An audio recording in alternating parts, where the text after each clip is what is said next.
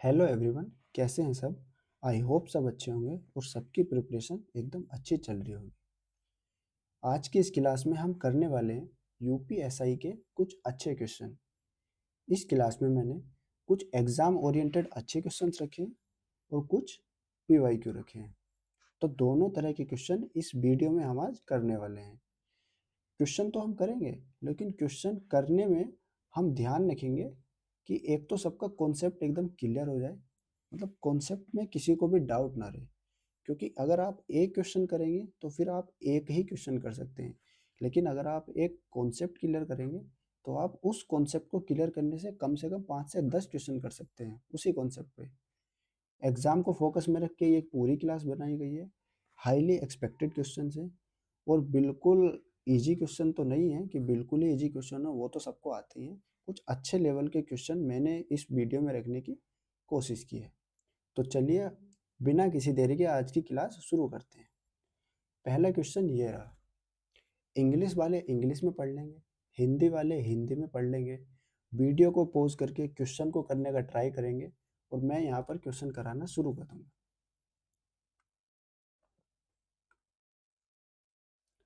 2 वर्षों के लिए समान ब्याज दर पर चक्रवृद्धि ब्याज और साधारण ब्याज के तहत निवेश की गई समान राशि पर अर्जित ब्याज के बीच का अंतर 1180 है।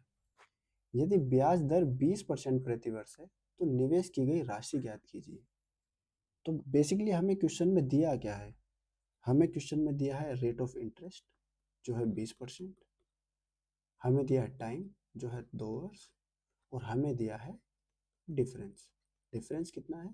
1180। तो हमें 2 वर्ष में 20% के अकॉर्डिंग चक्रवृद्धि ब्याज और साधारण ब्याज का डिफरेंस बताना है। तो अगर हम यहाँ पर देखें 20% की फ्रैक्शन वैल्यू कितनी होती है? 1/5। अगर हम सक्सेसिव मेथड से सी आई निकालने जाएं तो कैसे निकालेंगे? 2 साल की बात है तो 5 से 6 होगा, और बात अगर 2 साल की है तो इसका स्क्वायर कर देंगे और इसका स्क्वायर कर देंगे।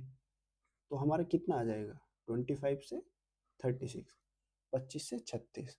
मतलब अगर हमारा मूलधन 25 होता, प्रिंसिपल हमारा 25 होता, तो अमाउंट हमारा कितना हो जाता? 36।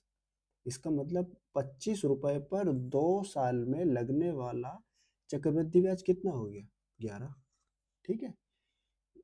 लेकिन अगर हम इसी 25 पर 2 साल के लिए साधारण ब्याज लगाए तो 20% की रेट से, आपको पता है कि साधारण ब्याज हर वर्ष बराबर बराबर लगता है। मतलब अभी 20% है तो नेक्स्ट ईयर भी 20% होगा, नेक्स्ट ईयर भी 20% होगा। तो 2 साल में कितना हो जाएगा साधारण ब्याज? 40%। तो अगर हम 25 का 40% निकालें तो कितना होगा? वैसे तो इसको निकालने की जरूरत होनी नहीं चाहिए, आपको डायरेक्ट पता होना चाहिए, लेकिन मैं फिर भी यहाँ पर निकाल देता हूँ। 25 चौका 100, 4 दही 40। तो यहाँ पर 2 साल का ऐसा ही कितना हो गया? 10। 2 साल का सी आई कितना हो गया? 11। दोनों के बीच का डिफरेंस 1। इस एक की वैल्यू हमें एग्जाम में कितनी दी है, क्वेश्चन में कितनी दी है? 1180। क्या पूछा है उसने हमसे? राशि। राशि मतलब मूलधन। मूलधन हमारा कितना है? 25। तो 25 की वैल्यू कितनी होगी? 1180 इंटू 25। इसकी अगर हम गुणा करेंगे तो 0 का 0, 25 8 200 का 0, हासिल लगे 20, 25 और 20 45 का 5, हासिल लगे 4, 25 और 4 29। आंसर क्या है हमारा? 29,500। हालांकि इस क्वेश्चन को हम दूसरी तरह से ट्री मेथड से भी कर सकते हैं। जैसे ये 5 है, 5 का स्क्वायर हमने यहाँ पर ले लिया 25। ये फर्स्ट ईयर के लिए, सेकंड ईयर के लिए यहाँ पर 5 आएगा, यहाँ पर 5 आएगा, और इसका 1/5 करेंगे तो यहाँ पर 1 आ जाएगा। यहाँ पर ये सीधा डिफरेंस आ जाएगा, और यहाँ से फिर हम सीधा इसको कंपेयर करके यही वाली कंडीशन बन जाएगी। आपको अगर ये मेथड अच्छा लगा तो इससे कर सकते हैं, या आपको ये आता है तो ये भी अच्छी बात है। आगे चलते हैं। वीडियो को पॉज करके क्वेश्चन को खुद से करने की कोशिश करेंगे। चलिए। एक हवाई जहाज ए और बी के बीच की दूरी 30 घंटे में तय करता है। यदि हवाई जहाज की गति को 310 किलोमीटर घंटा कम किया जाता है तो दूरी 335 घंटों में तय की जाती है। ए और बी के बीच की दूरी ज्ञात कीजिए। यहाँ पर एक बेसिक सा कॉन्सेप्ट है कि अगर दूरी मतलब अगर डिस्टेंस कांस्टेंट होती है, कांस्टेंट होती है, तो जो टाइम होता है वो इन्वर्सली प्रोपोर्शनल होता है स्पीड के, या फिर स्पीड जो होती है इन्वर्सली प्रोपोर्शनल होती है टाइम के।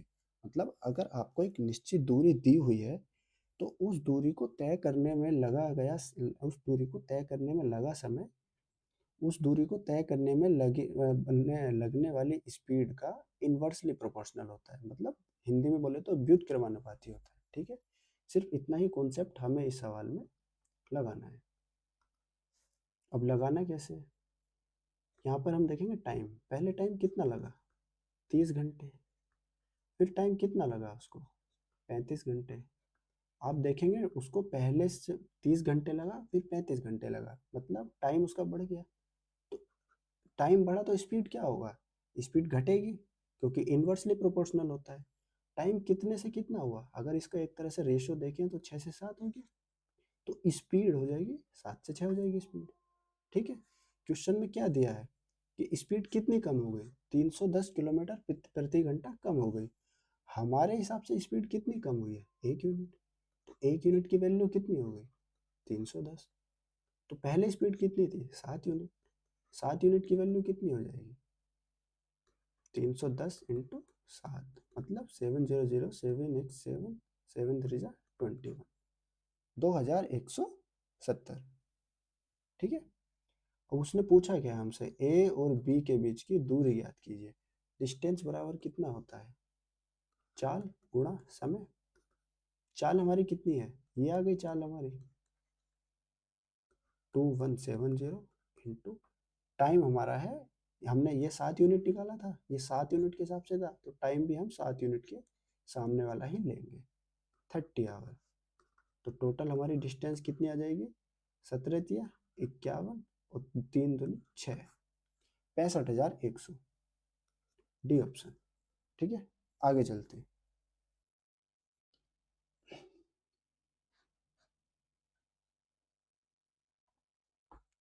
तो नेक्स्ट क्वेश्चन है, यदि 2130 वस्तुओं का क्रय मूल्य 1704 वस्तुओं के विक्रय मूल्य के बराबर है तो लाभ प्रतिशत क्या है।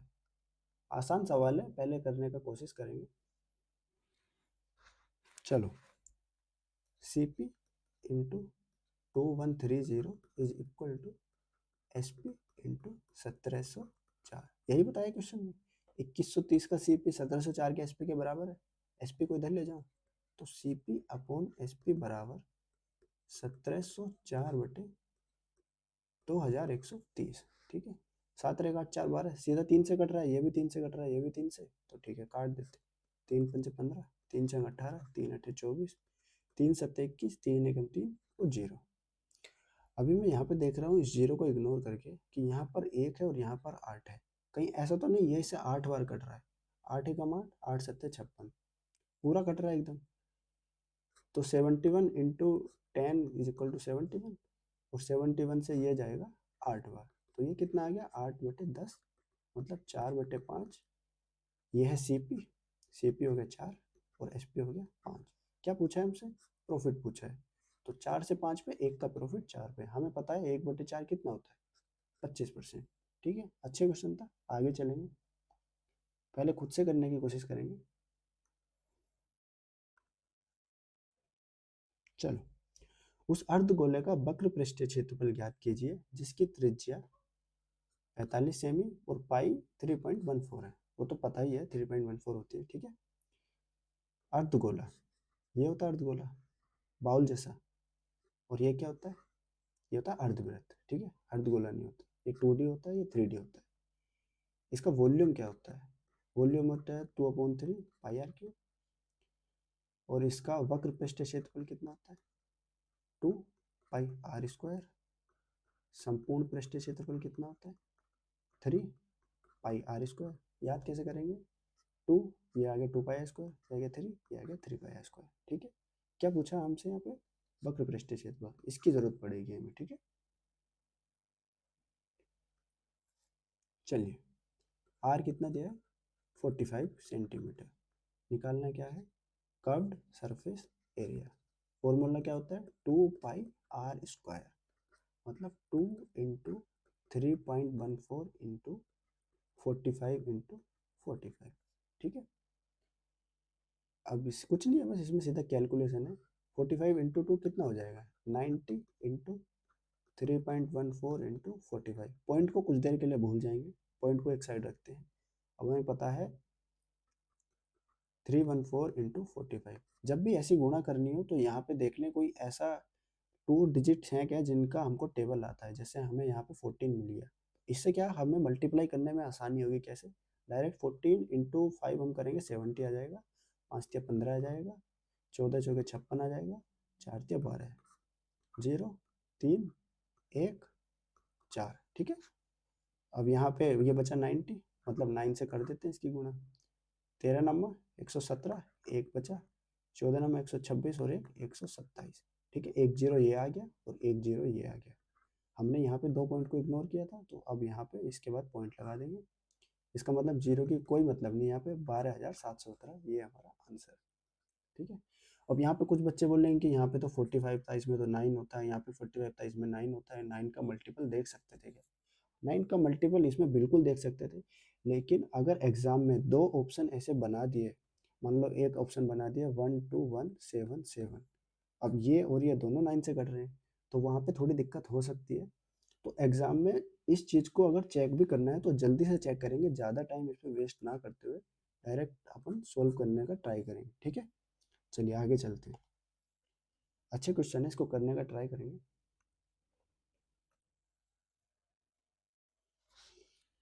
चलो, एक दुकानदार ने 120 रुपये पर केजी की दर से 320 किलो चावल खरीदे। वह 170 रुपये प्रति केजी की दर से कुल मात्रा के 90% चावल बेच देता है। कुल 45% लाभ अर्जित करने के लिए शेष मात्रा को किस मूल्य पर बेचना चाहिए? अब कुछ बच्चे इसमें ट्राई करेंगे कि 120 से 320 का गुणा किया, फिर 170 से 90% इसका चावल निकाला, उसकी गुणा किया, फिर टोटल में से उसको घटाया, फिर जो बचा उसको डिवाइड किया बचे हुए से। इतना सब कुछ नहीं करना है। सिंपल सी एक चीज़ बताता हूँ, यहाँ पे कितने परसेंट चावल बेचे, 90। बाकी जो बेचे, जिस पर हमें बताना है किस मूल्य पर बेचे, वो कितने परसेंट थे, 10%। ठीक है, तो पहले कितने बेचे उसने, 90। बाद में उसको कितने बेचने हैं, बाकी बचे हुए 10%। टोटल मिलके कितने हो जाएंगे, 10। ठीक है, ये मैंने यही किया है कि 90 + 10 = 100। पहले 90%, फिर 10%, मिला के कितना हो जाएगा, 100% चावल। ठीक है, खाली मैंने एक जीरो हटा दिया, तो 9 + 1 = 10। अब आपको पता है हम इसको बिल्कुल सीधा कर सकते हैं, ये एकदम सीधा सवाल है, हमको इतना कुछ कैलकुलेशन करने की ज़रूरत है नहीं। 90% कितने ही रुपए में बेचा हमने, सीधा एसपी उठा लेते हैं सब लोगों का, तो इसका भी एसपी ही आ जाएगा। जैसे ये है 170, 90% चावल 170 के हिसाब से बेचे, तो यहाँ पे 170 से गुणा कर देंगे, प्लस यहाँ पे वन वन है, वन को कितने पे बेचा हमको बताना है, तो उसको ए मान लेते हैं, प्लस नहीं आएगा सॉरी। यहाँ पर टोटल कितने हैं, 10, उसको हमने किस रेट पे बेचा, 120 पे तो उसको हम खरीद के लाए, लेकिन 45% हमने उस पर प्रॉफिट लिया। तो 120 पे अगर हमने 45% प्रॉफिट लिया तो एसपी कितना हो जाएगा, 20 × 120, 20 × 5 = 100, 5 से 145 गया 29, 29 × 5 = 174। ठीक है, 174 रुपये पर केजी के हिसाब से हमने 10 किलो चावल बेचे। तो अगर हम इसको 174 से गुणा कर देंगे, 17 नंबर 153, प्लस ए की गुणा 1 से करेंगे तो ए इज इक्वल टू 174 की गुणा 10 से करेंगे तो 1740। 1530 को इधर जाके घटा देंगे, A is equal to 1740 minus 1530। A is equal to 0, 4 में से 3 गए 1 और 17 में से 2 गए 15, 210। आंसर आपका 210 आ जाएगा। हालांकि आपको एग्जाम में यहाँ से ऐसे लेके जाने के बाद ये वाली लाइन लिखने की ज़रूरत नहीं है, आप सीधा पता है यहाँ से इधर इसको ले जाके घटाएंगे, तो सीधा आपको घटा के ही लिखना है। ठीक है, और ये मेथड मैंने बताया, ये बेस्ट मेथड है इस क्वेश्चन को करने का। या फिर अगर आप चाहें तो इसका एसपी निकालें 174, ठीक, इसका एसपी निकालें 170। ठीक, ये वाला एसपी बताना है तो आपको ये हमने बेचा 90%, मतलब 9, ये बेचा है हमने 1। ठीक है, ये यहाँ से इसका डिफरेंस लेंगे तो कितना है, 4, 1 की वैल्यू आ गई 4, 9 की वैल्यू आ गई 36। यहाँ से इस 36 को अगर 174 में जोड़ें तो भी 210। मतलब आप इसको एलिगेशन से भी कर सकते हैं या फिर सिंपल ऐसे भी कर सकते हैं, जो मेथड आपको अच्छा लगे। ठीक है, आगे चलते हैं। चलिए, गुणोत्तर श्रेणी का योगफल ज्ञात कीजिए। 5/7, 5/49, 5/343 या 5/2401। पहले हम समझ लेते हैं गुणोत्तर श्रेणी होती क्या है। एक मिनट, पहले हम समझ लेते हैं गुणोत्तर। एक मिनट, चलिए। गुणोत्तर श्रेणी का योगफल ज्ञात कीजिए। 5/7, 5/49, 5/343 और 5/2401। ठीक है, इसका हमें योगफल बता देना है। पहले हम समझ लेते हैं कि गुणोत्तर श्रेणी होती क्या है। मैं थोड़ा सा आपको बता देता हूँ। गुणोत्तर श्रेणी मतलब मान लिया कोई एक नंबर है, उसमें एक पर्टिकुलर नंबर से हमने मल्टीप्लाई किया, मतलब आर से, फिर पर्टिकुलर उसी नंबर से मल्टीप्लाई किया, फिर उसी से मल्टीप्लाई किया, फिर उसी से मल्टीप्लाई किया, एंड सो ऑन। तो यहाँ पर आर से, फिर से आर से मल्टीप्लाई किया, फिर से आर से मल्टीप्लाई किया, फिर से आर से मल्टीप्लाई किया। तो इसको बोलते हैं गुणोत्तर श्रेणी। इसका योगफल बताना है, तो योगफल का एक सिंपल सा फॉर्मूला है, अब रट लीजिए। एक क्वेश्चन इससे आता ही है यूपीएसआई में। फॉर्मूला होता है कि GP is equal to a 1 - r⁻⁻, ठीक है। सिंपल इतना सा फॉर्मूला है, इसको रट लीजिए। ए क्या है? पहला वाला नंबर जहाँ से शुरू हुई श्रेणी। आर क्या है? जिस पर्टिकुलर नंबर से मल्टीप्लाई हो रही है, ठीक है। अब आप अगर इस सीरीज को देखेंगे, एक मिनट, हाँ, अगर आप इस सीरीज को ध्यान से देखेंगे, 5/7, 5/49, 5/343, 5/2401।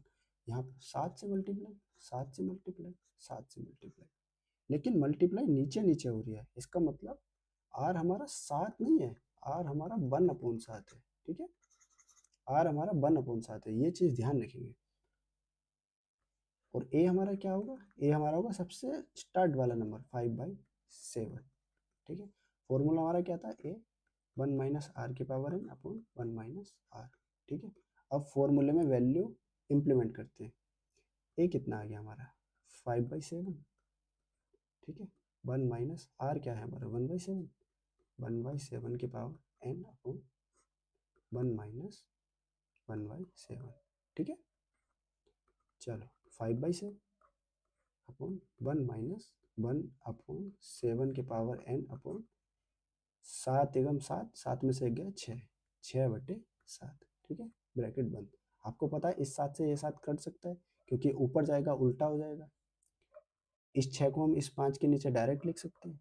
5/6, 1 - 1/7 की पावर n, ठीक है। ये हो गया हमारा आंसर। वैसे आप यहाँ पे भी देख सकते थे कि जब यहाँ 7 से 7 काटा तो नीचे बचा 6, तो 6 नीचे केवल एक ही ऑप्शन में था, तो आप यहाँ से डायरेक्ट भी इसको कर सकते थे, ठीक है। आगे चलेंगे। एक इजी क्वेश्चन है, ये खाली इतना बताने के लिए है कि अगर एग्जाम में एक दो क्वेश्चन इजी भी आए तो पूरा फोकस उस इजी क्वेश्चन पे रखना है। कई बार क्या होता है ना कि भारी क्वेश्चन के चक्कर में हम इजी क्वेश्चन गलत कर देते हैं, वो भी सिली मिस्टेक में। तो पूरा ध्यान रखना है। 64 का हो गया 8, 92 + 8 100, 100 रूट में आया तो कितना हो गया 10, 35 - 10 कितना हो गया 25, 25 रूट में तो बाहर कितना आएगा 5, 126 - 5 कितना आएगा √121, ठीक है। तो आंसर क्या आ गया 11।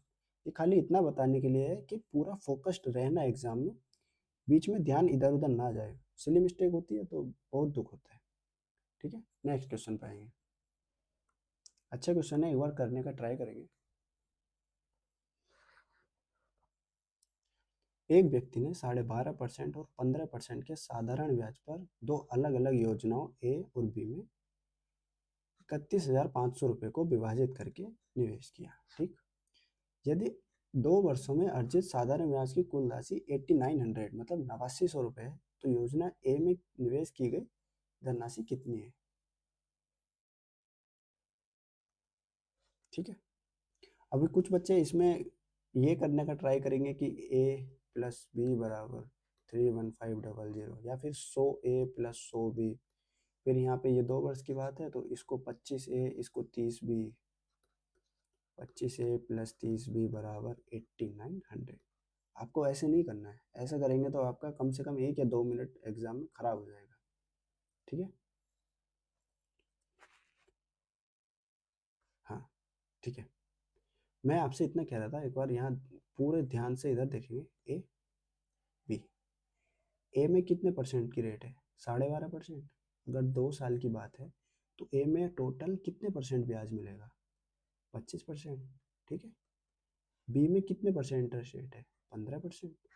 अगर 2 साल की बात है तो बी में टोटल कितना इंटरेस्ट मिलेगा? 30%। मैं 30% को ऐसे लिख दूँ, 25% प्लस 5%। कोई दिक्कत? बी में टोटल 30% इंटरेस्ट रेट मिलने वाला है। हाँ, और मैंने उस 30% को लिख दिया 25% प्लस 5%। ठीक है। अब आप यहाँ पे देखेंगे कि ए में भी 25% मिल रहा है और बी में भी 25% मिल रहा है। ठीक है। और अगर ए और बी को मिला दिया जाए तो टोटल 31,500 ही तो बनेगा, क्योंकि दोनों मिला के 31,500 ही है। तो कहने का मतलब ये है कि ए में और बी में जो 25% मिल रहा है उसका मतलब ये है कि 31,500 पर ही वो 25% मिल रहा है। ठीक है।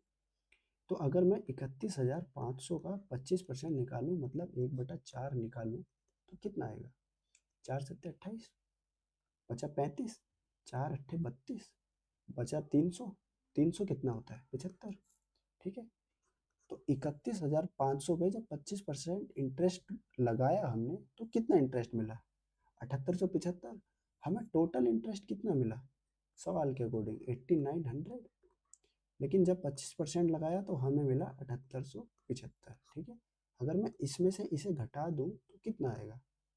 1,025। अब ये 1,025 क्यों बचा? 1,025 इसलिए बचा क्योंकि हमने बी के 30 में से केवल 25% ही लिया था। ये बी का 5% अभी भी बचा हुआ है जो हमने नहीं जोड़ा। ठीक है। अब इस बी के 5% की वैल्यू है 1,025, ये हमने नहीं जोड़ा था तो ये बच के आ गया हमारे पास। ठीक है। तो बी के 1% की वैल्यू कितनी होगी? 5×2=10, 0, 5×5=25। तो बी के 100% की वैल्यू कितनी होगी? 2 जीरो लगा देंगे, 20,500। अब हमें पता है कि अगर बी की वैल्यू 20,500 है तो ए की वैल्यू कितनी होगी? टोटल कितना है? 31500। इसमें से बी की वैल्यू अगर हम घटा दें 20,500 तो ए की वैल्यू कितनी आ जाएगी? 11,000। यही हमारा आंसर हो जाएगा, 11,000। ठीक है। ये इतना सब आपको मतलब करना नहीं था, खाली आपको ये मैंने दिखाने के लिए यहाँ पर लिख के बताया है। आपको डायरेक्ट यहीं से इसको घटा लेना था। ठीक है। आगे चलेंगे।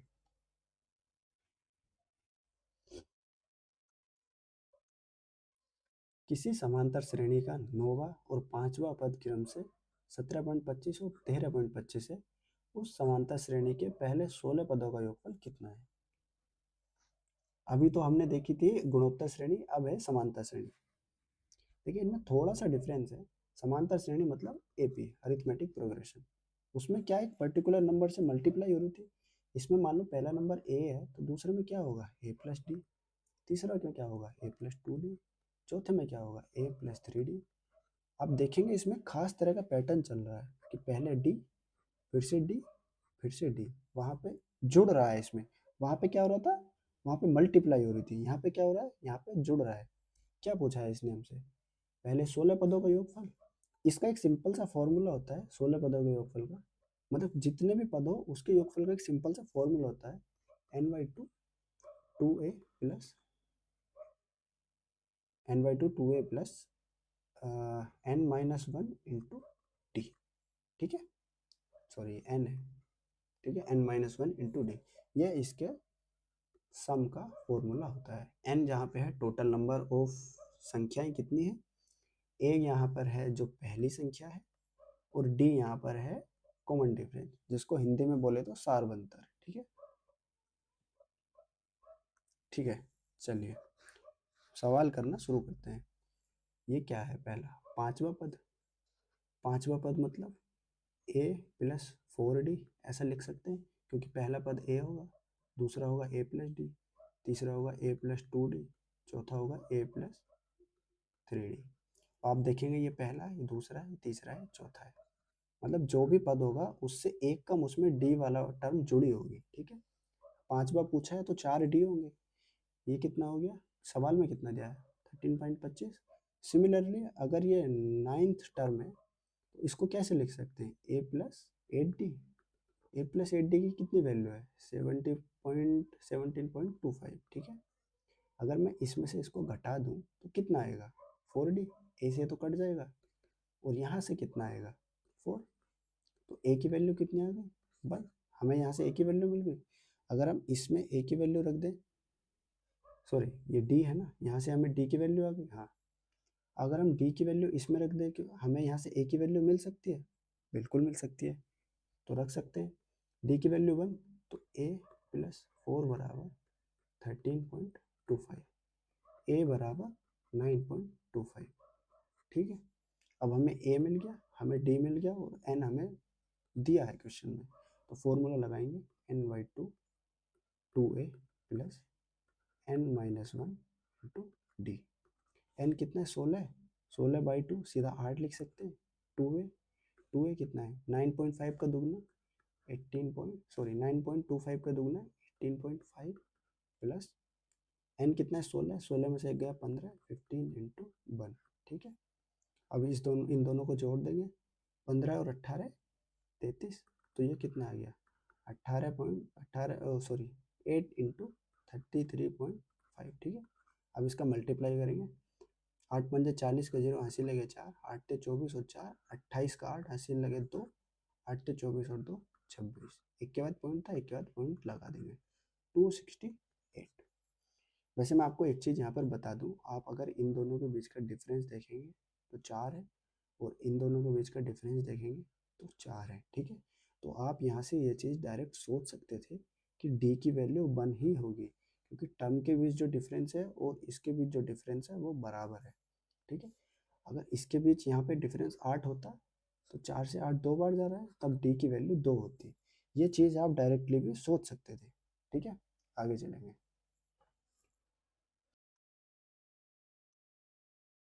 चलिए, एक बाल्टी में तरल और ए और बी 13:14 के अनुपात में है। 108 लीटर मिश्रण को निकाल दिया जाता है और 108 लीटर तरल बी को भरा जाता है, और अब ये अनुपात 7:8 में परिवर्तित हो जाता है। तो रेशियो कितना है, ए रेशियो बी कितना है 13:14, ठीक है। अब आप इसमें से चाहे 108 लीटर निकाल लो, चाहे 216 लीटर निकाल लो, कितना भी निकाल लो, जो इसमें रेशियो है ये रेशियो इसमें बना ही रहेगा, चेंज थोड़ी हो जाएगा।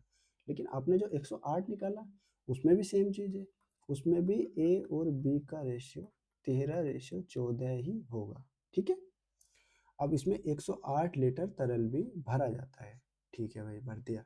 अब ये अनुपात 7:8 हो जाता है, 7:8 रेशियो हो गया, ठीक है। जैसे जैसे सवाल बोल रहा है ऐसे ऐसे हम करते जा रहे हैं। तरल बी की प्रारंभिक मात्रा ज्ञात कीजिए, ओके। तो आप देखेंगे कि हमने इसमें 108 लीटर बी डाला, हम ए को तो नहीं छुआ। अगर हमने ए को छुआ ही नहीं तो यहाँ पे 13, यहाँ पे 7 क्यों है, इसको बराबर करना चाहिए हमें। तो इसके लिए हम यहाँ पे 7 से मल्टीप्लाई कर देंगे और यहाँ पर 13 से, ठीक है। तो नया रेशो कितना हो जाएगा 13×7 = 91, 91, 14×7 = 98, ठीक है। 13×7 = 91 और 13×8 = 104, ठीक है। ये हो गया नया रेशियो। वो आप देखेंगे यहाँ पर बी कितने यूनिट बढ़ा, 6 यूनिट। 6 यूनिट क्यों बढ़ा, क्योंकि हमने 108 लीटर बी मिलाया है, इसलिए 6 यूनिट बढ़ गया। तो 6 यूनिट की वैल्यू 108, 1 यूनिट की वैल्यू हो जाएगी 18। तो टोटल यहाँ पे बी कितना है, टोटल यहाँ पर बी है आपका 98 यूनिट। तो 98 यूनिट बराबर 98 इंटू 18, ठीक। आप चाहें तो 18 की गुणा 100 से करेंगे 1800, और माइनस 18 की गुणा 2 से करेंगे 18 दूनी 36, 1800 में से 36 गए 1764, ऐसे करके भी आप इसको ओरली कर सकते हैं, ठीक है। तो यहाँ पर बी की क्वांटिटी कितनी आ गई 1764। अगर यहाँ ऑप्शन में 1764 होता तो कुछ बच्चे इसको टिक करके लगा के चले आते और बोलते कि 1 नंबर पक्का। लेकिन यहाँ पर एक कैच है, कैच ये है कि उसने बोला तरल बी की प्रारंभिक मात्रा ज्ञात कीजिए। प्रारंभिक मात्रा कौन सी होगी भाई, 108 लीटर यहाँ पे निकाला भी तो था, निकाला था। उस 108 लीटर में कुछ बी भी तो निकला होगा, निकला होगा। कितना निकला होगा भाई, 108 निकाला था पहले, ठीक, सॉरी 108 था ना वो, ठीक है। उसमें ए 13 था, बी 14 था, दोनों मिला के कितने थे 27 थे, ठीक है। उसमें बी कितना था 14 था, तो यहाँ से हम बी की मात्रा निकाल सकते हैं। 27 चौक 108, 14 चौक 56। इसका मतलब जो हमने 108 निकाला था उसमें बी कितना था, 56 लीटर। तो इस 56 लीटर को भी यहाँ पर ऐड कर देंगे। 6 4 10, 6 5 11 और 1 12 का 2, हाथ से लगा 1, 17 और 1 18। ठीक, 1820 ये होगा राइट आंसर। ठीक है, तो जल्दीबाजी नहीं करेंगे, इस चीज़ का ध्यान रखेंगे, ध्यान से सोचेंगे कि पूछा क्या है। ठीक है, आगे चलेंगे।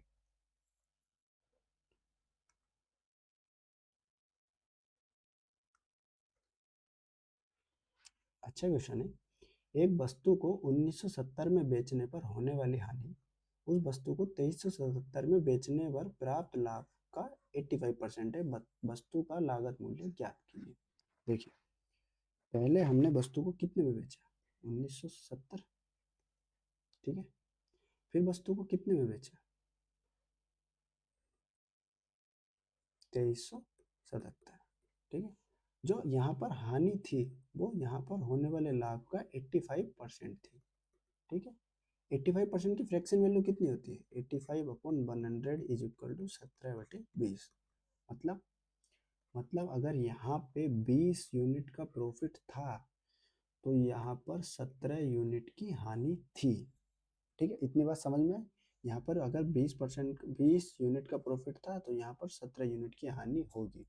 अब आप देखेंगे कि यहाँ से यहाँ तक वस्तु का प्राइस कितना बढ़ा, तो 70 से हुआ 77 मतलब 7 बढ़ गया, 19 से हुआ 33 मतलब 400 बढ़ गया। ठीक है, यहाँ से लेके यहाँ तक कितना बढ़ा, 400 बढ़ा। और यहाँ से लेके यहाँ तक यूनिट कितनी बढ़ गई, 17 यूनिट की हानि थी पहले, वो कवर हुई, उसके बाद 20 यूनिट के प्रॉफिट में चले गई, तो 17 और भी, समझ रहे ना आप।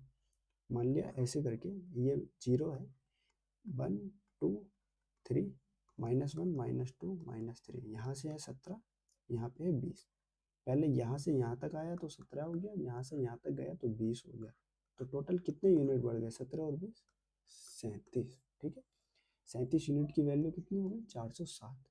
एक यूनिट की वैल्यू कितनी होगी, यहाँ पे सीधा सीधा दिख रहा है कि ये इससे पूरे पूरे 11 बार जा रहा है। 37 एकम 37 बसे 3, फिर बन गया 37, 11 बार। एक यूनिट की वैल्यू हो गई 11। तो 17 यूनिट की वैल्यू कितनी हो गई, 17 इंटू 11, 187। ठीक है, और उसने क्या पूछा है हमसे, वस्तु का लागत मूल्य मतलब सीपी बताओ।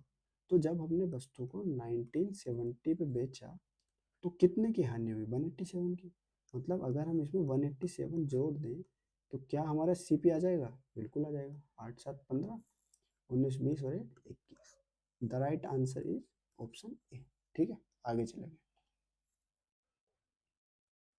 अच्छा क्वेश्चन है, करने का कोशिश करेंगे। 269 उर्वरक बैगों का औसत वजन 69 केजी है। यदि बॉक्स का वजन शामिल किया जाता है, बॉक्स है एक बॉक्स है ऐसे करके, मान लीजिए एक बॉक्स है, इसमें उर्वरक के ऐसे बैग, छोटे छोटे बैग रखे हैं। तो इन बैग का जो वजन था वो एवरेज वजन था 69। ठीक है, अब इन्होंने क्या किया, इस बॉक्स का वजन भी इसमें इंक्लूड कर लिया। तो प्रत्येक उर्वरक बैग के परिकलित औसत, परिकलित मतलब कैलकुलेटेड, ठीक है, औसत वजन में 0.7 केजी की वृद्धि होती है। बॉक्स का वजन कितना है। अब कुछ बच्चे यहाँ पर क्या करेंगे, जैसे यहाँ पे बोला कि बॉक्स का वजन शामिल कर लिया, तो यहाँ पर 279 को 270 बना लेंगे कि एक यूनिट और बढ़ गई। लेकिन नहीं, यहाँ पे एक यूनिट नहीं बढ़ाई है, खाली बॉक्स के वजन को इंक्लूड किया है, एक अतिरिक्त उर्वरक बैग ऐड नहीं किया है। ठीक है, तो मैं खाली इतना बता रहा हूँ कि जब उन्होंने बॉक्स के वजन को ऐड किया तो इस वाले बैग का वजन भी 0.7 बढ़ा, इसका भी 0.7, इसका भी 0.7। तो टोटल जो 269 बैग थे उनमें से हर एक का 0.7 बढ़ गया। तो टोटल बॉक्स का वजन कितना होगा, इसकी मल्टीप्लाई करेंगे सीधा आंसर आ जाएगा। 7 9 63 के दिन हासिल लेंगे 6, 26 7 182 और 6 188।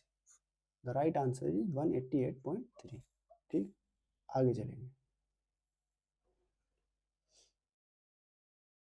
चलो, एक व्यापारी ने अपने माल के मूल्य को इस तरह से अंकित किया कि 40% छूट देने के बाद उसे 15% का लाभ होता है। उस वस्तु का अंकित मूल्य क्या है जिसका क्रय मूल्य 22,200 रुपये है। इस तरह के सवाल में जब छूट दे के कुछ प्रॉफिट लिया हो, या फिर एमपी को सीपी को कुछ बढ़ा के एमपी किया हो और उसके बाद कोई छूट दी हो, या फिर सीपी को बढ़ा के एमपी किया हो उसके बाद कुछ प्रॉफिट हुआ हो, इस तरह से कोई भी दो परसेंटेज आपको दिए हुए हैं जैसे यहाँ पर दिए हैं, तो सीधा सा एक एक मेथड है, यूनिवर्सल मेथड है CMS। सी मतलब सीपी, एम मतलब एमपी और एस मतलब एसपी। 40% छूट दी है, 40% मतलब 2/5। इसका मतलब ये है कि छूट हमेशा एमपी पर दी जाती है। एमपी अगर 5 है तो एसपी कितना हो गया 3। प्रॉफिट कितना हुआ 15%, मतलब 3/20। इसका मतलब है प्रॉफिट हमेशा सीपी पर होता है। अगर 20 सीपी है तो 23 कितना हो गया एसपी हो गया। अब यहाँ पर देखेंगे, यहाँ के हिसाब से एसपी 3 है, यहाँ के इसका हिसाब से एसपी 23 है, तो यहाँ पर 23 से मल्टीप्लाई करेंगे, यहाँ पर 3 से मल्टीप्लाई करेंगे। ठीक, 3 × 20 60 आएगा, 23×5 115, 23×3 69। ठीक, क्या पूछा है हमसे, अंकित मूल्य क्या दिया है, दिया हुआ है हमें क्रय मूल्य। तो क्रय मूल्य कितना दिया है 22200। हमारे हिसाब से क्रय मूल्य कितना है 60। पूछा क्या है अंकित मूल्य, अंकित मूल्य कितना है 115। ठीक है, 0 से 0 गया, 6 2 4 6, 6 से डायरेक्ट चला जाएगा, 6×18, 6×7 42। ठीक है, 370। तो 370 गुणा 115 से करेंगे, 1/5 × 37, 0 बाद में लगा लेंगे, 15×7 105, 7 × 7 और 8, 15×3 45, 3×3। ठीक, 5 5 4 12 और 42। ठीक है, एक जीरो जो छोड़ा था ये आ गया 42,550। डी ऑप्शन आपका सही हो जाएगा। आगे चलेंगे।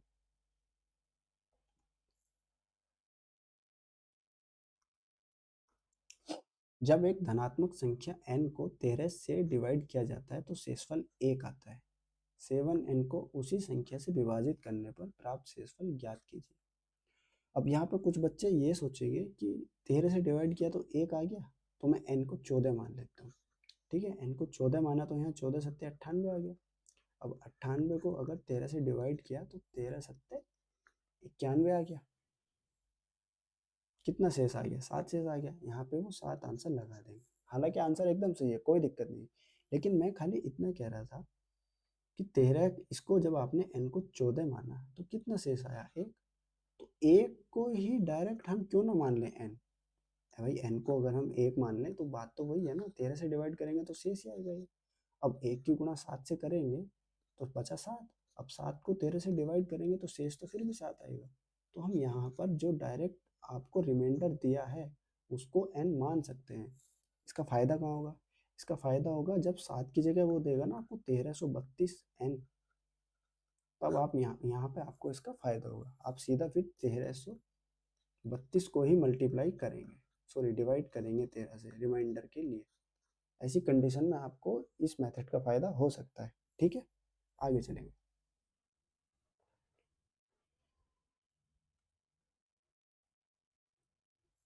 यदि चक्रवृद्धि ब्याज पर 30% वार्षिक दर से 20,500 रुपये की धनराशि उधार दी जाती है तो कितने वर्षों के बाद 34,645 रुपये की धनराशि प्राप्त होगी।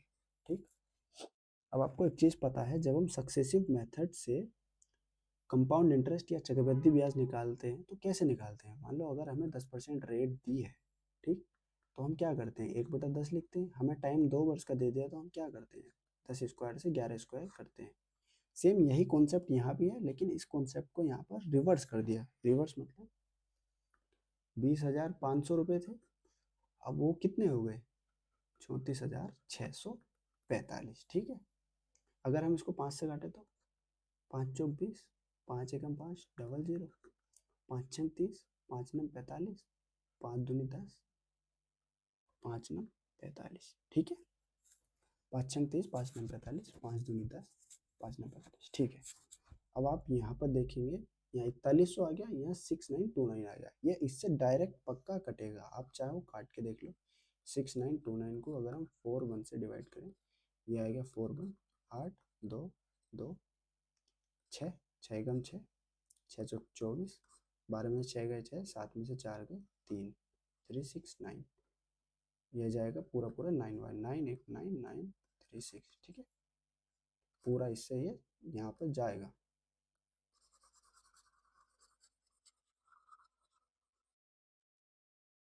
169 बार, तो 41 ये कितनी बार गया, 100 बार, ये कितने बार गया, 169 बार। इंटरेस्ट रेट कितनी दी है, 30%, मतलब 3/10। 3/10 पे अगर हम CI लगाते तो कैसे लगाते, 10 से 13 करते। आप यहाँ पर देखेंगे क्या 10 से 13 हो रहा है, बिल्कुल हो रहा है, 10 का स्क्वायर आ रहा है, यहाँ पर 13 का स्क्वायर आ रहा है, तो 10 से 13 हो रहा है, स्क्वायर आ रहा है, मतलब 2 वर्ष की बात हो रही है, ठीक है। एक तरीका तो ये हो गया। एक तरीका और बता सकता हूँ, ध्यान से देखेंगे, ये 20,500 है, इसको 20,000 ही मान लो कुछ देर के लिए, ठीक। 34,645 है, थोड़ी देर के लिए 34,000 मान लो, ठीक है। यहाँ से भी थोड़ा सा कम कर दें, यहाँ से भी थोड़ा सा कम कर दें, तो ज़्यादा डिफरेंस नहीं आएगा। आप देखोगे यहाँ से यहाँ तक, अगर ये 2 जीरो से 20,000 मानो ना, हाँ ठीक है, 34,000, 3 जीरो से 3 जीरो काट दिए, 20 से 34 हो गया, या फिर 10 से 17 हो गया, कितना बढ़ गया, 70%। तो मतलब इसका मतलब क्या है, उसको लगभग 70% का इंटरेस्ट मिल रहा है। अब 30% की दर से उसको 70% इंटरेस्ट कैसे मिलेगा, कितने साल में मिलेगा, क्या 3 साल में मिलेगा, 3 साल में कैसे मिलेगा, 3 साल में तो 90 हो जाएगा, और कंपाउंड है तो 90 से ऊपर चला जाएगा। 1 साल में मिलेगा, 1 साल में कैसे मिलेगा, 1 साल में तो ओनली 30% ही है, और 3 में नहीं मिल रहा तो 4 में भी नहीं मिलेगा, किस में मिलेगा, 2 में। आप ऐसे हिट एंड ट्रायल से भी इस क्वेश्चन को एग्जाम में कर सकते हैं, हालांकि इसमें डेटा इतना भारी नहीं है, आप आराम से इस क्वेश्चन को हिट एंड ट्रायल से कर सकते हैं। आगे चलेंगे,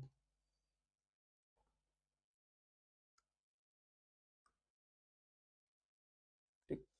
एक दूध वाला 20% का लाभ कमाता है, अगर वह दूध की मूल मात्रा में 10% पानी मिलाता है तो उसका लाभ प्रतिशत क्या होगा, ठीक।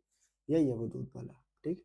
सीधा दूध बेच के भी 20%, उसके बाद पानी भी मिला रहा है, ये बोल भी रहा है फ्री का पानी, फ्री का प्रॉफिट, मतलब पानी जो मिलेगा वो तो ओवरऑल प्रॉफिट हो गई। तो सिंपली आप इस क्वेश्चन को मैं समझाने के लिए बता देता हूँ। 100 रुपये का आपका दूध था, ठीक। आप 20% का लाभ कमा रहे हैं, कितना, 120 का बेचेंगे, ठीक। अब आपने उसमें 10% पानी और मिला दिया, अब 10% पानी और मिला दिया तो इस पे 10% का प्रॉफिट और हो जाएगा, क्योंकि पानी तो टोटली प्रॉफिट होता है। तो 120 का 10% कितना होता है, 12। तो 120 और 12 कितना हो गया, 132। आप देखेंगे टोटल प्रॉफिट कितना हो गया, 32 का, कितने पे, 100 पे। तो ये कितने परसेंट हो गया, 32%, ठीक। ओवरऑल प्रॉफिट हो गया 32%। लेकिन आपको इतना भी नहीं करना है, अगर आपका कॉन्सेप्ट थोड़ा स्ट्रोंग है,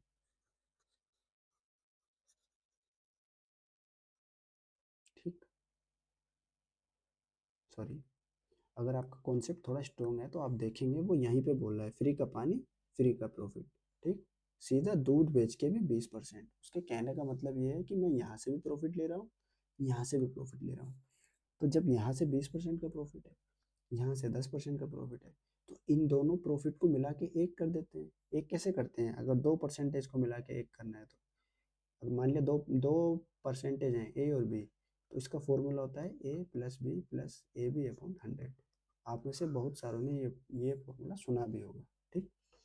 तो 20 + 10 + 20 इंटू 10/100, 20 और 10 30, ये बन गया 200, 2 जीरो से 2 जीरो कट जाएंगे, 20 और 10 30 और 2 32। या खाली इतने से भी आप इस सवाल को कर सकते थे, ठीक। आगे चलेंगे,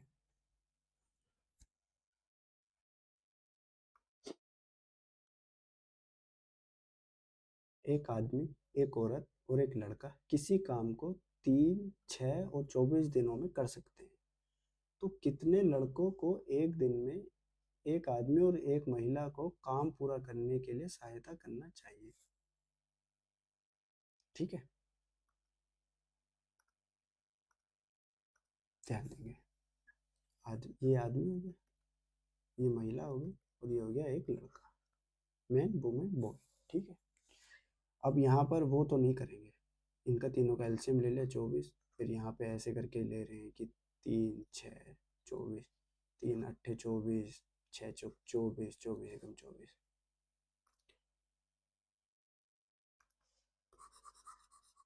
ठीक, यहाँ पर थोड़ा सा इसको डायरेक्ट करने की कोशिश करेंगे। आपको दिख रहा है यहाँ पे 3 है, यहाँ 6 है, यहाँ 24 है, एलसीएम कितना आ जाएगा 24। ठीक, डायरेक्ट यहाँ पे लिख सकते हैं 3 8 24, 6 चौक 24, 24 एकम 24। ये किसका रेशियो, एफिशिएंसी का। ठीक, अब उसने क्वेश्चन में क्या बोला है कि एक आदमी आएगा, एक आदमी कितना काम करेगा 8, एक लेडीज आएगी कितना काम करेगी 4, 8 4 12। ठीक, टोटल 24 काम करना है एक दिन में। एक दिन में 24 काम करना है तो एफिशिएंसी कितनी होनी चाहिए 24, लेकिन यहाँ तो एफिशिएंसी 12 ही है। तो 12 एफिशिएंसी हमें और लानी पड़ेगी। 12 एफिशिएंसी और कहाँ से आएगी, जब 12 लड़के आएंगे, क्योंकि एक लड़के की एक एफिशिएंसी है, तो कितने लड़कों की ज़रूरत पड़ेगी 12 लड़कों की। ठीक है, आसान क्वेश्चन था, समझ में आ गया, आगे चलते हैं।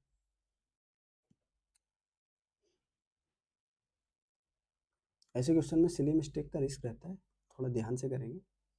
अगर निम्नलिखित आंकड़ों का बहुलक 62 है तो ज्ञात कीजिए रिक्त स्थान में कौन सा पद आएगा। अगर किसी को नहीं पता बहुलक क्या होता है तो मैं बता देता हूँ। मान लीजिए आपको एक डेटा दिया है कि 4 5 8 7 4 3 5 4 2 4। जो डेटा, जो नंबर सबसे ज़्यादा बार रिपीट होगा वो बहुलक होता है। जैसे यहाँ पर देखो 4 4 4 4, यहाँ पर 4 4 बार आ गया, तो इस डेटा का बहुलक कितना हो गया, बहुलक मतलब मोड। मोड कितना हो गया 4। ठीक, अब यहाँ पे देखेंगे 1 2 3 4 5, 63 कितनी बार आया 5 बार। 1 2 3 4 5, 62 कितनी बार आया 5 बार। लेकिन उसने पहले ही बोल दिया कि बहुलक क्या है 62 है, 62 है। लेकिन कैसे है 62 तो 5 बार आया। एक यहाँ पे x भी है, उसने हमें छूट दी है कि x के स्थान पे हम कोई सा भी नंबर रख सकते हैं जिससे बहुलक 62 आ जाए। तो x के स्थान पर हम क्यों ना 62 ही रख दें। अब यहाँ पे हमने 62 रख दिया तो 62 की फ्रिक्वेंसी कितनी होगी 6 होगी। पहले 5 थी अब 6 होगी, तो यही बहुलक हो गया। तो यहाँ पे आंसर ए हो जाएगा 62 एक्स की वैल्यू। आगे चलेंगे। अच्छा क्वेश्चन है, थोड़ा कॉन्सेप्चुअल है, बढ़िया क्वेश्चन है, करने का ट्राई करेंगे एक बार। 8 महिलाएं एक होटल गईं, उसमें से 7 ने अपने अपने भोजन पर 4 रुपये खर्च किए। 8वीं महिला ने सभी 8 महिलाओं के औसत खर्च से 7 रुपये अधिक खर्च किए। उनके द्वारा खर्च की गई कुल धनराशि ज्ञात कीजिए। ठीक है,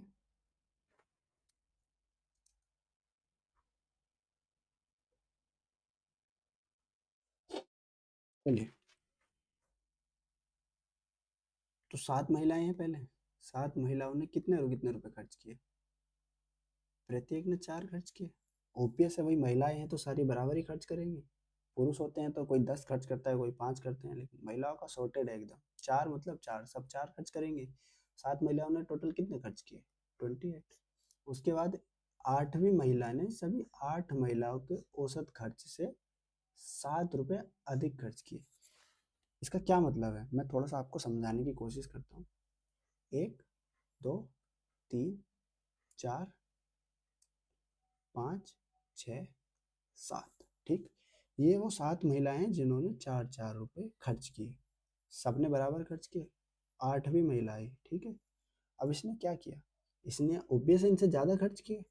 उन्होंने बोला कि 8वीं महिलाओं ने सभी 8 महिलाओं के औसत खर्च से 7 रुपये ज़्यादा खर्च किए।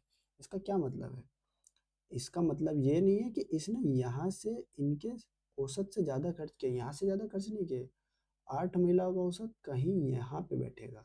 ठीक, यहाँ से जो ज़्यादा वाला हिस्सा है ये इसने खर्च किया, ये खर्च किया, इसका मतलब जो इसने एक्स्ट्रा खर्च किया वो सब इनको बराबर बराबर भाग में मिल जाएगा।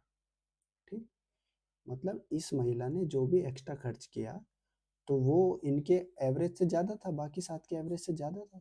तो वो जितना ज़्यादा था, एवरेज तो बराबर होता है, तो इसलिए इनमें इक्वल इक्वल वो सब में मिल जाएगा। उन्होंने बोला 8 महिलाओं के औसत से ज़्यादा खर्च किए, 7 महिलाओं के औसत से ज़्यादा खर्च किए, ये नहीं बोला था। 7 महिलाओं से बोलता तो यहीं पे बराबर हो जाता। 8 महिलाओं से बोला है इसलिए यहाँ पे लगे ले जाके बराबर किया, क्योंकि खुद को थोड़ी देगा, या खुद के पैसे थोड़ी देगी, खुद के वाले थोड़ी अपने आप को डिस्ट्रीब्यूट करेगी, बाकी 7 के किए। ठीक है, तो इसने कितने रुपए एक्स्ट्रा खर्च किए? 7। वो 7 रुपए 7 महिलाओं में ही डिवाइड हो जाएंगे, तो सबके कितने रुपए बढ़ जाएंगे? 1-1 रुपये बढ़ जाएगा। तो पहले सबके कितने रुपए खर्च हो रहे थे? 4। अभी सबका एवरेज कितने रुपए खर्च होंगे? 5, क्योंकि 1 रुपया बढ़ चुका है इन महानुभाव की वजह से। ठीक है, अब कितनी महिलाएं हैं टोटल? 8, और सबने कितने रुपए खर्च किए? 5। तो टोटल कितने रुपए इन्होंने मिलके खर्च कर दिए? 8 पंजे 40। ठीक, आंसर हो गया आपका 40। आगे चलेंगे। उस त्रिभुज के परिवृत्त की त्रिज्या का क्या माप है जिसकी भुजाएं 8, 15 और 17 इकाई है? इसमें एक छोटा सा ज्योमेट्री का कॉन्सेप्ट है जो आपको पता होना चाहिए। कॉन्सेप्ट सिर्फ इतना है कि अगर मान लो एक सर्कल है, ठीक, ये उसका व्यास है, व्यास मतलब डायमीटर। डायमीटर वो जीवा होती है जो केंद्र से होकर गुजरती है। ठीक है, अब इस कोने से एक लाइन खींच दी और व्यास के इस कोने से दूसरी लाइन खींच दी। अगर ये कहीं पर भी वृत्त की परिधि पर मिलते हैं तो वहां पर हमेशा 90 डिग्री होता है। ठीक, खाली इतना सा कॉन्सेप्ट हमें इसमें याद रखना है। भुजाएं कितनी है यहाँ पर इसकी? 8, 15, 17। 8, 15, 17 से हमें पता चल रहा है समकोण त्रिभुज होगा, क्योंकि ये फिक्स ट्रिपलेट है। ठीक है, ये हमने 8 मान ली, ये हमने 15 मान ली, ये हमने 17 मान ली। इसने क्या बोला है? परिवृत्त की त्रिज्या। अब परिवृत्त क्या होता है? मान लो त्रिभुज है, इस त्रिभुज के बाहर जो ये वृत्त बना हुआ है इसको बोलेंगे क्या? परिवृत्त। ठीक, अगर त्रिभुज ऐसा है और इसके अंदर हमने वृत्त बना दिया, इसको क्या बोलेंगे? अंतःवृत्त। तो इसने क्या बोला है? इस त्रिभुज के परिवृत्त की त्रिज्या। तो इसका कुछ परिवृत्त इस तरह होगा, थोड़ा एडजस्ट कर लेंगे, ड्राइंग इतनी अच्छी नहीं है। ठीक, समझ में आ गया? आ जाएगा। ठीक है, यह परिवृत्त हो गया इसका। अब आपको पता है कि अगर 90 डिग्री का एंगल है और वहां से कोई वृत्त गुजर रहा हो, तो ऑब्वियस है ये जो कर्ण होगा, कर्ण मतलब हाइपोटेनस, ये उस सर्कल का व्यास होगा, क्योंकि ये प्रॉपर्टी है इसकी, सर्कल की प्रॉपर्टी है कि अगर व्यास के दोनों सिरों से निकलने वाली भुजाएं परिधि पर मिलती हैं तो वहाँ 90 डिग्री बनता है। तो यहाँ पर 90 डिग्री बन रहा है, हमें ट्रिपलेट देख के पता चल गया। ठीक है, अब इस वृत्त की त्रिज्या कितनी होगी? ये व्यास है, व्यास का आधा वृत्त की त्रिज्या होगी। आधा कितना होगा? 8.5। ठीक, 8.5। ठीक है, समझ में आ गया? आसान क्वेश्चन था, खाली एक ये वाला कॉन्सेप्ट था। अगर आपको ये पता है, जो अब पता चल गया है, आप आसानी से इस क्वेश्चन को कर ले जाओगे। एक आखिरी और बोनस क्वेश्चन, अच्छा क्वेश्चन है, कॉन्सेप्चुअल क्वेश्चन है, थोड़ा सा ध्यान से करेंगे।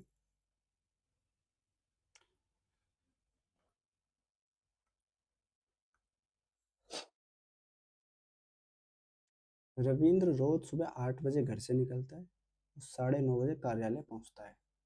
1.5 घंटा लगता है भाई को कार्यालय पहुंचने में, काफ़ी दूर है। उसने एक दिन उसने अपना घर 8 बजे छोड़ा, डेली 8 बजे छोड़ता है वैसे तो, लेकिन अपनी सामान्य गति की 3/4 गति से 1/3 दूरी की यात्रा पूरी की। मतलब उस दिन वो थोड़ा हल्के हल्के जा रहा था, जाम होगा या कुछ भी होगा, हल्के हल्के जा रहा होगा। अगर वह समय पर कार्यालय पहुंच गया तो रविंद्र ने अपनी सामान्य गति से कितने गुना गति पर यात्रा के शेष हिस्से में यात्रा की? ठीक है भाई, थोड़ा सा समझ गए होंगे, थोड़ा सा मैं समझा देता हूँ। चलो, ठीक, मान लीजिए ये उसके घर से ये है ऑफिस। ठीक है, 3 पार्ट में डिवाइड कर लेते हैं, कर लिया 3 पार्ट में। रोज वो कितने टाइम में पहुंचता है? 1.5 घंटे मतलब 90 मिनट में पहुंचता है। 90 मिनट। इतना सब कुछ पेपर में नहीं करना है, कॉन्सेप्ट समझाने के लिए इतना सब कुछ कर रहा हूँ। आप एक बार कॉन्सेप्ट समझ जाएंगे तो डायरेक्ट ही आप पेपर में इसको कर लेंगे। अब मैंने इसको 3 पार्ट में डिवाइड क्यों किया? क्योंकि यहाँ पे उसने 1/3 का जिक्र कर दिया, तो कहीं ना कहीं इसको यूज करना पड़ेगा। अब 3 पार्ट में डिवाइड किया, 90 मिनट में जाता है, तो भाई 30 मिनट यहाँ लगती है, 30 मिनट यहाँ लग सकती है, 30 मिनट यहाँ लग सकती है। अब होने को तो कुछ भी हो सकता है इस जगह पर 60 लगती हो, यहाँ पे 15-15 लग जाए, लेकिन मानेंगे हम यही क्वेश्चन के हिसाब से 30-30 मिनट लगती है। ऐसे अपने मन से कुछ नहीं सोचना, ठीक है। ठीक, चलो अब इस वाले ये वाला पार्ट एक एक थर्ड है, ये वाला पार्ट भी वन थर्ड है, ये वाला पार्ट भी वन थर्ड है। अब आप इस पार्ट में देखेंगे जब वो डेली की जो उसकी स्पीड होती है उसकी 3/4 गति से जा रहा है, मतलब डेली वहाँ इधर से वो 4 की स्पीड से जाता है, आज वो जा रहा है 3 की स्पीड से, जो भी है रास्ते में दिक्कत है कुछ, ठीक। तो यहाँ पर उसको टाइम कितना लगेगा, आपको पता है कि स्पीड इनवर्स प्रोपोर्शनल होती है टाइम के, अभी थोड़ी देर पहले बताया था। स्पीड उसकी 4 से 3 हो गई तो टाइम हो जाएगा 3 से 4, ठीक है। टाइम 3 से 4 होगा, इसका क्या मतलब है, इसका मतलब है पहले उसको अगर 30 मिनट लग रही थी जो यहाँ पे दी हुई है, अब उसको कितनी मिनट लगेगी, 40, ठीक है भाई। पहले इतने पार्ट में उसको 30 मिनट लग रही थी, अब इतने पार्ट में उसको कितनी मिनट लग रही है, 40 मिनट लग रही है। इतनी बात समझ में आ गई। चलो अब आगे का पार्ट देखो, यहाँ के पार्ट में पहले उसको कितनी मिनट लग रही थी, 60 मिनट। अब 10 मिनट तो यहाँ उसने भाई ने एक्स्ट्रा खर्च कर दी, ठीक। और उसको कार्यालय पहुंचा भी समय पे है वो। इसका क्या मतलब है, पहले यहाँ पे उसको टाइम, पहले यहाँ पे कितनी मिनट लग रही थी, 60।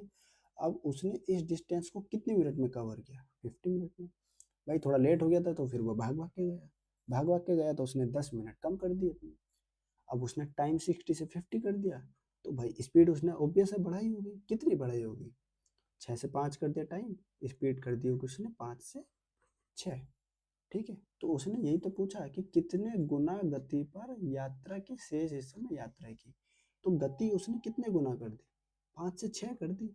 इसका मतलब गति उसने 6/5 गुना कर दी, ठीक। 6/5 आंसर हो गया डी, ठीक। ये जो इतना भी मैंने आपको इतनी कहानी सुनाई है ये खाली कॉन्सेप्ट समझाने के लिए सुनाई है। अगर आपको कॉन्सेप्ट समझ में आ गया तो खाली आपको इतना ही करना है कि आपको पता है 90 मिनट लग रही है उसको टोटल, शुरू के वन थर्ड में 30 मिनट लगेगी, और आपको पता है कि स्पीड की 4/3 कर दी, तो यहाँ से सीधा करेंगे स्पीड 4/3, टाइम हो गया 3 से 4।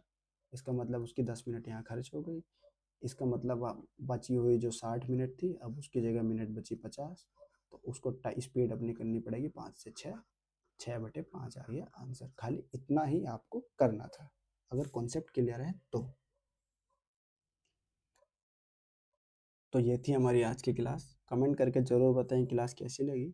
अगर आपको कोई भी डाउट है या कोई भी किसी भी सवाल में कोई डाउट है तो कमेंट करके ज़रूर बताएं।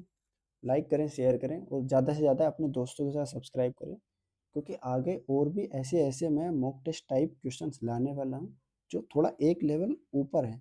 उससे क्या होगा ना, अगर आप एक लेवल ऊपर के क्वेश्चन करके जाएंगे तो एग्ज़ाम में अगर अनएक्सपेक्टेडली कोई भारी क्वेश्चन भी आता है तो आप उसको आसानी से करके ले जाएंगे, आपको पहले से अगर उसकी आदत है तो।